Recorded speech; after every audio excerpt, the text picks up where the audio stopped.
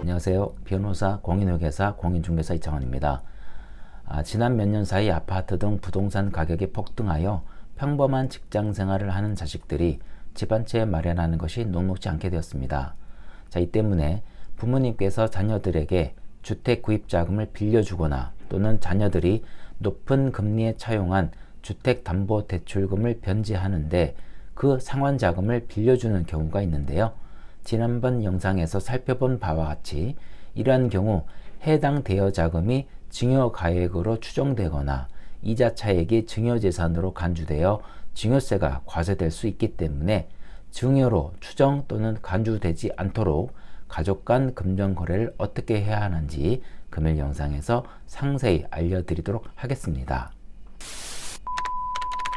국세청은 통상 가족 사이의 금전대여 또는 이와 관련된 차용증을 허위로 보고 조사를 하는 경우가 많은데요. 국세청은 이러한 사안에서 근로소득자가 보유하고 있는 부동산에 담보된 채무를 자력 없이 상환된 사실을 확인하고 그 자금 출처를 분석한 결과 고액자산가인 모친이 해당 채무를 인수하고 자녀에게 동금액을 빌려준 것처럼 금전소비대차 계약을 체결하였으나 자녀는 모친에게 금전소비대차 계약에 따른 이자 및 원금을 지급하지 아니하는 등 채무 면제를 통해 변칙 증여받은 혐의가 있다고 판단하여 근로소득자에 대하여 고강도의 자금 출처 조사에 착수하였습니다. 국세청은 자금 출처 조사 시 옆에 보이는 내용과 같은 해명 자료 제출을 먼저 요구하는데요.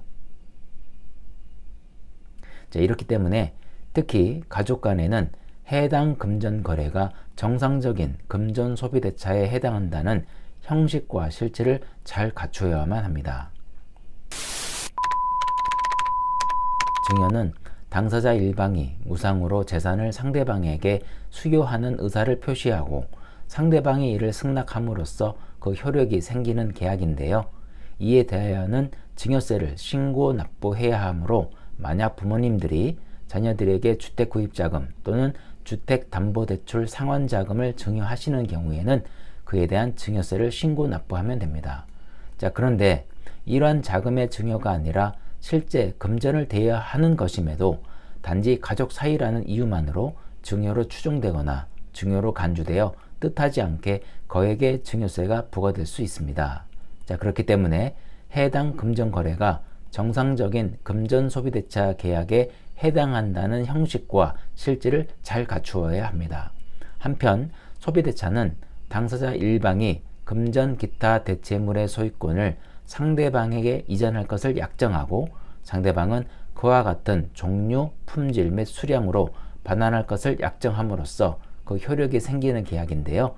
그 금전을 그 대상으로 하는 것이 바로 금전소비대차, 즉 금전대출 또는 금전차용이라 하는 겁니다. 즉 금전소비대차 계약은 대주, 돈을 대여하는 사람으로서 채권자라 합니다. 이런 대주와 차주, 즉 돈을 차용하는 사람, 즉 채무자라 하는데 이런 대주와 차주가 돈을 빌려주고 이를 빌리기로 합의하면 성립하기 때문에 계약서가 반드시 작성되지 않는다고 하더라도 이러한 구두 합의로도 금전소비대차 계약은 성립이 가능합니다. 그러나 특히 가족 간 금전소비대차 계약의 경우에는 과세관청으로부터 자금 증여로 오인받을 수 있기 때문에 반드시 차용증 내지 금전소비대차 계약서를 작성해야 합니다. 참고로 이러한 금전소비대차 계약은 당사자 사이의 합의만으로 성립하는 낙선계약이기 때문에 대주가 차주에게 금전을 교부하지 않더라도 계약은 성립하므로 이러한 금전소비대차 계약이 체결되면 대주는 차주에게 돈을 빌려주어야 하고 차주는 변제기에 이를 갚아야 합니다. 금전소비대차 계약에는 무이자 소비대차와 이자부 소비대차 두 종류가 있습니다.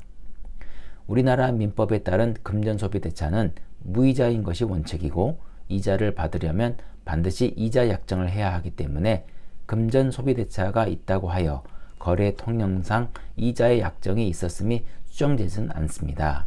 또한 이자 지급의 약정이 있다 하더라도 그 이자율에 관하여 별도의 약정이 없으면 민사는 연 5%, 상사는 연 6%의 이율이 적용됩니다.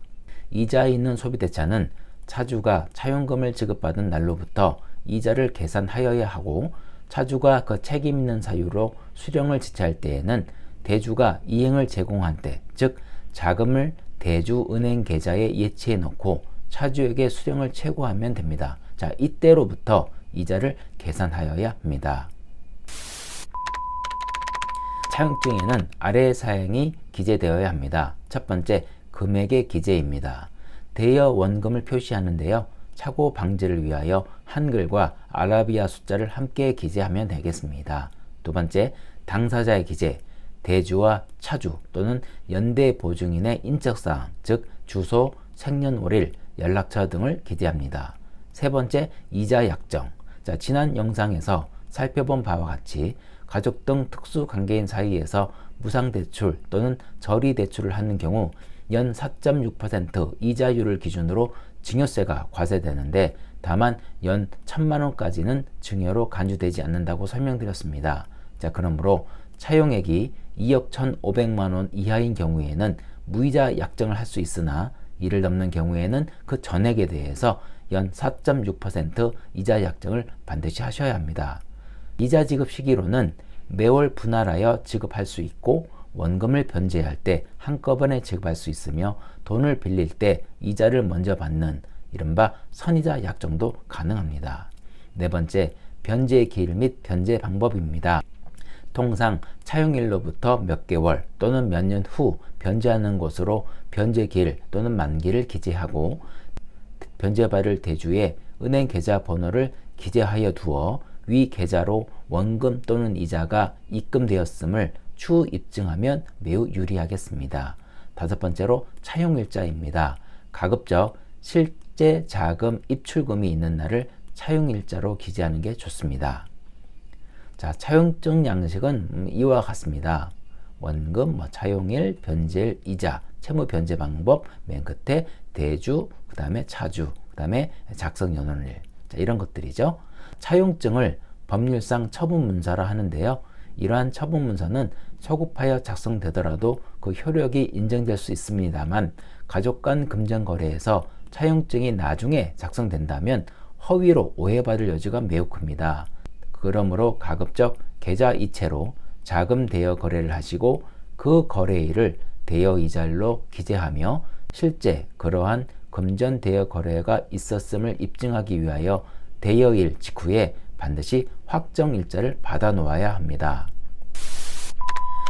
확정일자를 받지 않더라도 금전소비대차 계약의 효력은 발생되나 과세관청으로부터 허위 차용증의 의심을 받을 우려가 있으므로, 실제 그러한 내용의 차용증 내지 금전소비대차 계약서가 작성되었다는 점을 입증하기 위해서 반드시 확정일자를 받아야 합니다.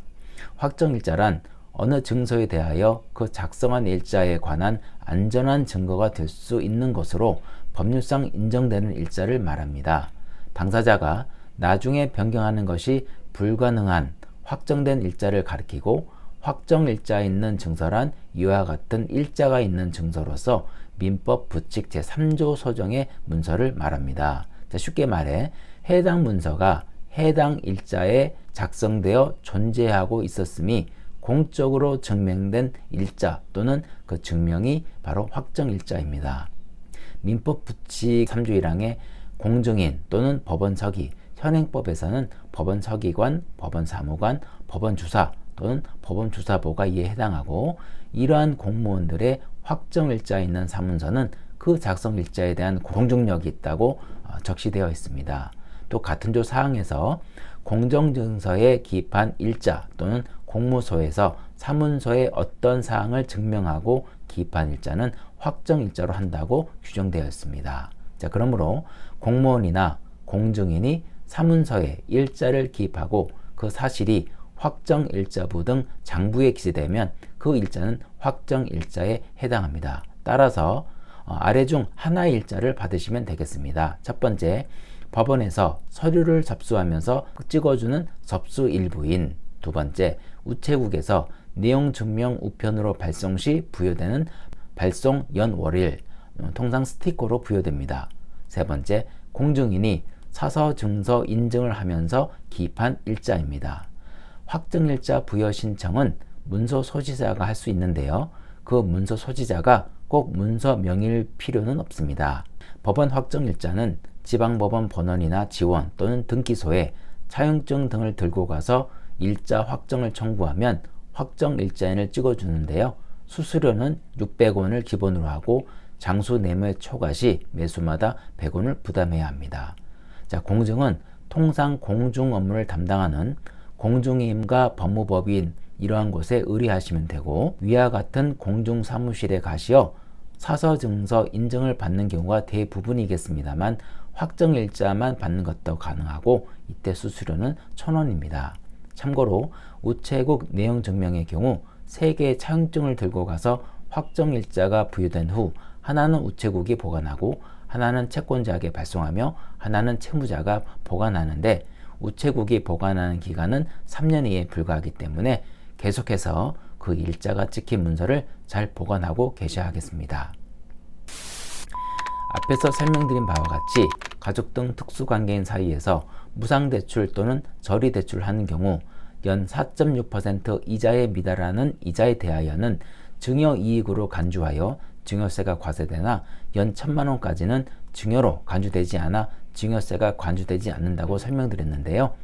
먼저 차용액이 2억 1,500만 원 이하인 경우에는 무이자 약정을 할 수는 있습니다. 그러나 가족 간 금전 대여를 허위 거래로 과세관청이 오인할 가능성이 매우 높기 때문에 매월 50만 원 내지 100만 원 정도, 구체적 액수는 형편에 따라 정하시면 되겠습니다. 자, 이렇게 원금 분할 상환 방식으로 차용증에 기재된 대주, 즉 채권자의 은행 계좌에 입금하는 게 좋고, 이러한 경우 추후 과세관청이 증여세 과세를 하고 싶어도 입증 곤란으로 과세를 하지 못할 가능성이 매우 큽니다. 두 번째, 차용액이 2억 1,500만 원을 초과하는 경우 이때는 연 4.6%의 미달하는 이자에 대하여는 증여세가 과세되기 때문에 연 4.6%로 이자 약정을 하시되 이자뿐만 아니라 원금도 함께 분할하여 상환하는 방식을 취하면 매달 지출되는 이자를 순차로 줄여나갈 수 있습니다. 자, 그렇기 때문에 역시 매월 이자 또는 원금 분할 상환, 즉 원리금 분할 상환 방식으로 사용증에 기재된 채권자의 은행 계좌에 입금하면 되겠고, 마찬가지로 추후 과세관청이 증여세를 과세를 하고 싶더라도 입증 곤란으로 과세를 하지 못할 가능성이 매우 큽니다.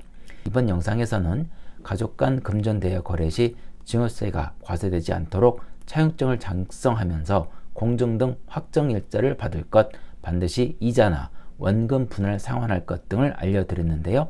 다음 영상에서는 그 외 증여세가 문제될 수 있는 여러 사례들을 소개해드리도록 하겠습니다. 참고로 이번 영상에서 설명드린 내용에 관하여 그 법적 근거라든가 보다 자세한 내용을 알고 싶으신 분은 고정 댓글에 기재된 제 블로그 글을 방문하셔 확인하시면 되겠습니다. 고맙습니다.